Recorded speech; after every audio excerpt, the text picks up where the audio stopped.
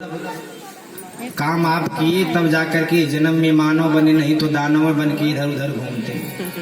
तो कहा मन कुत्ता दर दर फिरे, दर दर दूर दूर होए, और एक ही दर को होए रहे तो दूर दूर करे न कोई। तो इस मन को भगवान के चरणों में हमें लगा लेना चाहिए। मालिक के नाम का गर्व करिए, लेकिन इस संसार के मालिक का जो नाम है उसके नाम का गर्व हमें होना चाहिए।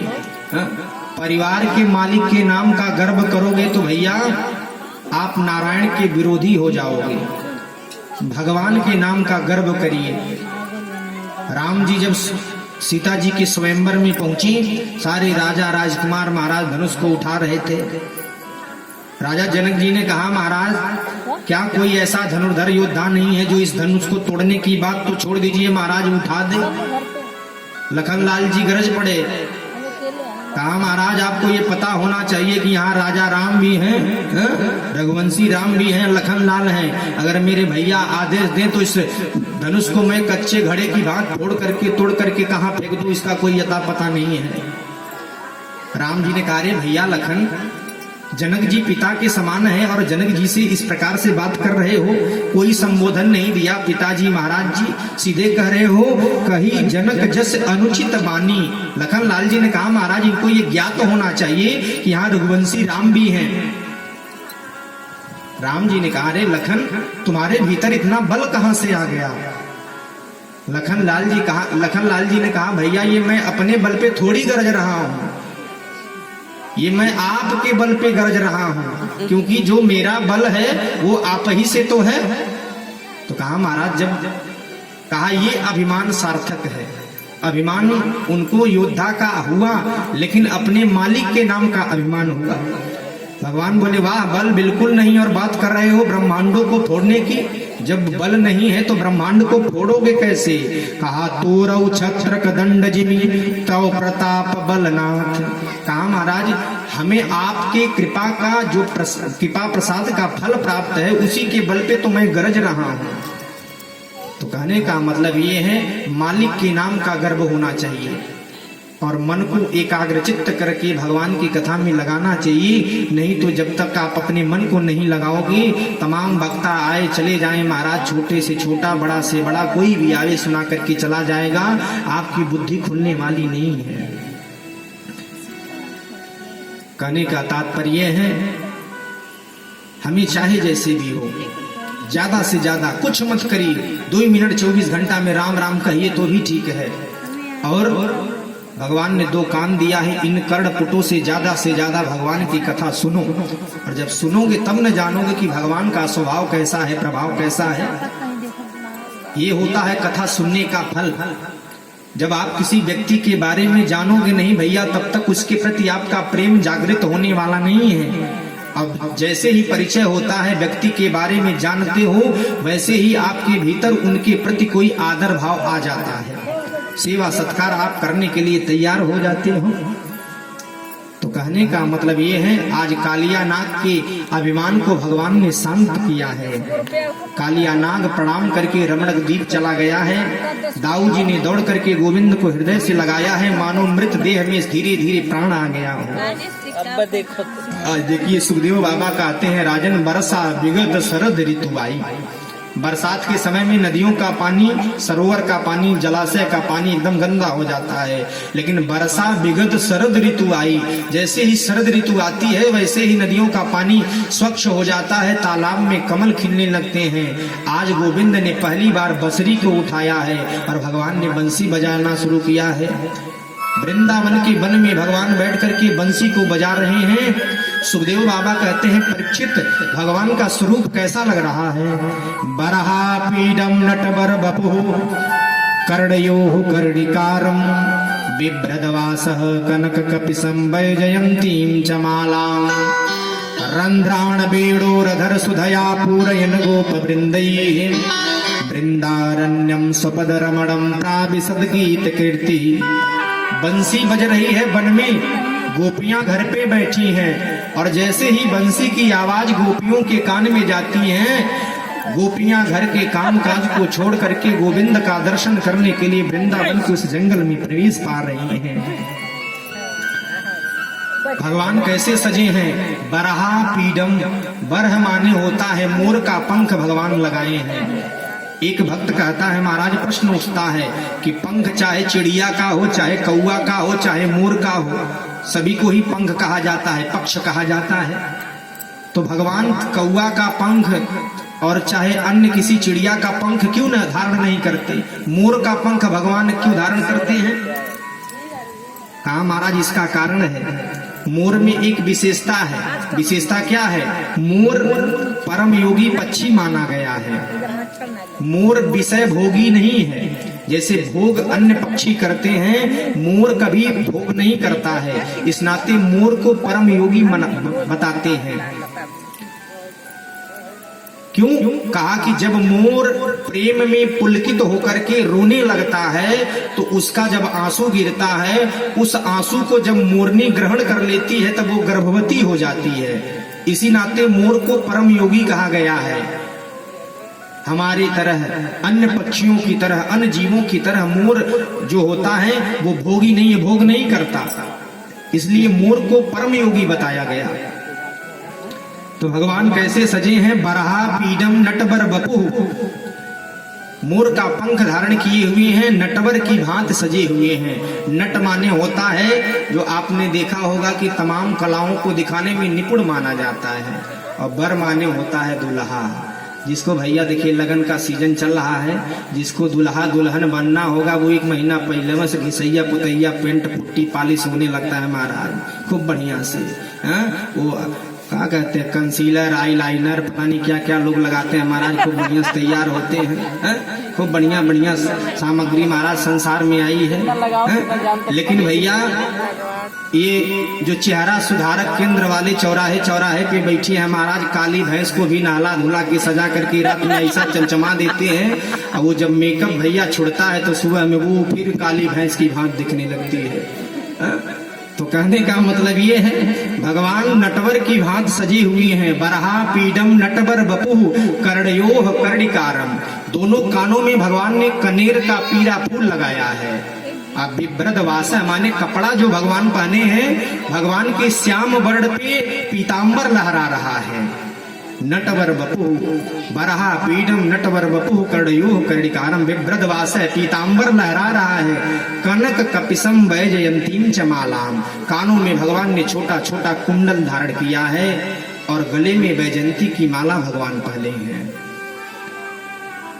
कहा बरहा पीडम नटवर बपुः कर्णयोः कर्णिकारम, बिभ्रद वास कनक कपिसम वैजयंतीम च मालाम। रंध्राण बेड़ोरधर, और होठों पे बांस की बंसी, बांस की बंसी को भगवान ने धारण किया है। और बंसी बज रही है वृंदावन में, गोपियां घर पे काम काज कर रही हैं, लेकिन जैसे ही बंसी बजती है, बंसी की तान को सुन करके सारी गोपियां भैया घर से जंगल की तरफ भाग रही हैं, वृंदावन में प्रवेश पा रही हैं। जैसे ही वृंदावन में पहुंचे हैं, भगवान ने कहा कहो देवी कैसे आना हुआ? पति देव से झगड़ा हो गया या फिर खाना बनाने के डर से भाग के चली आई हो? गोपियों ने कहा महाराज एक तो ये बंसी बजाता है, बंसी बजा करके मुझे बुलाता है, और हम दर्शन करने के लिए आए तो प्रश्न पे प्रश्न पूछ रहा है। इनको तो आज जवाब देना पड़ेगा, नहीं जवाब दिया तो महाराज इनका मन बढ़ता चला जाएगा। भगवान ने कहा देवी थोड़ा सा समय का भी ध्यान रखना चाहिए, ये रात्रि कालीन बेला है, और रात्रि कालीन बेला में तुम किसी अपरिचित अर्थात दूसरे पुरुष के सामने जा रही हो, ये धर्म के विरुद्ध काम है, ऐसा काम तुम्हें नहीं करना चाहिए।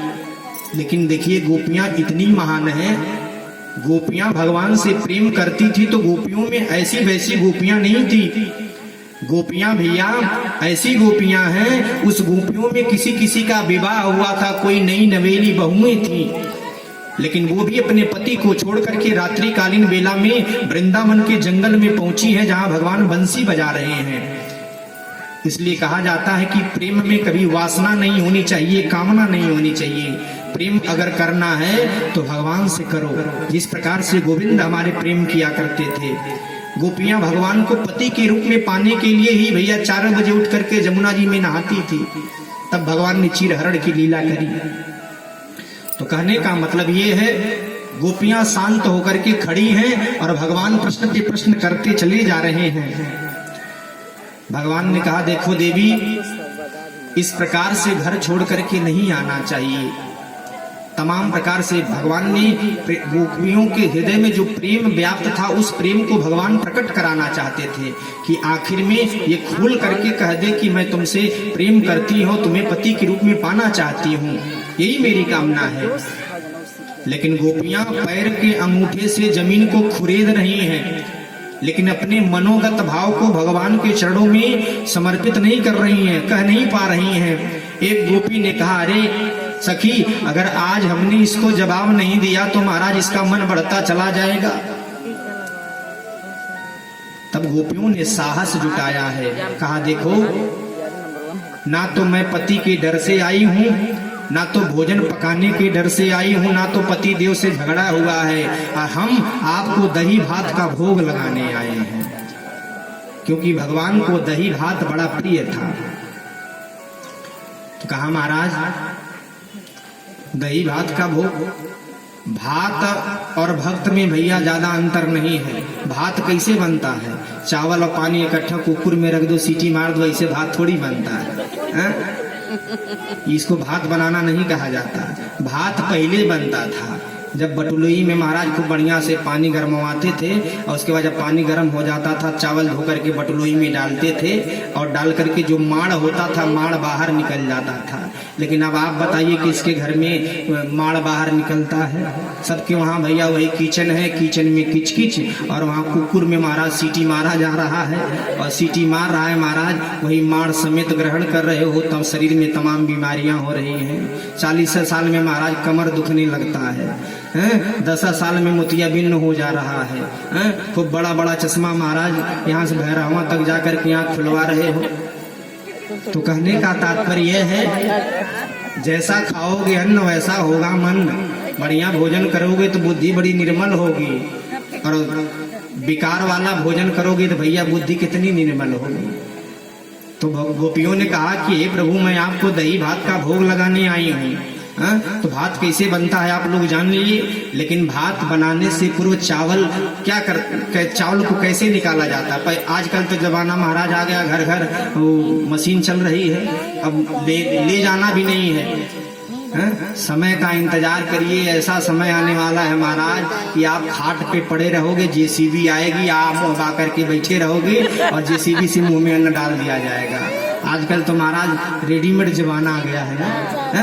करना क्या है, बस कुकर में रखना है, नीचे उतारना है, गैस पे चढ़ाना है, उतारना है। लेकिन वो भी किसी से नहीं हो रहा है।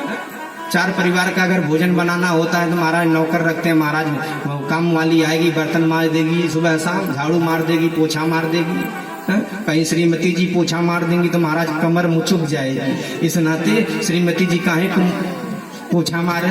श्रीमती जी क्या करेंगी महाराज? आराम से 4 बजे तक सोएंगी दिन में, और रात में तो महाराज जब सोएंगी तो 9 बजे उठवा करेंगी। स्वामी जी को ड्यूटी जाना होता है, और स्वामी जी सुबह उठेंगे, खूब बढ़िया से गरम गरम बेड टी बनाएंगे, और बेड टी बना करके खूब प्रेम से पिलाएंगे।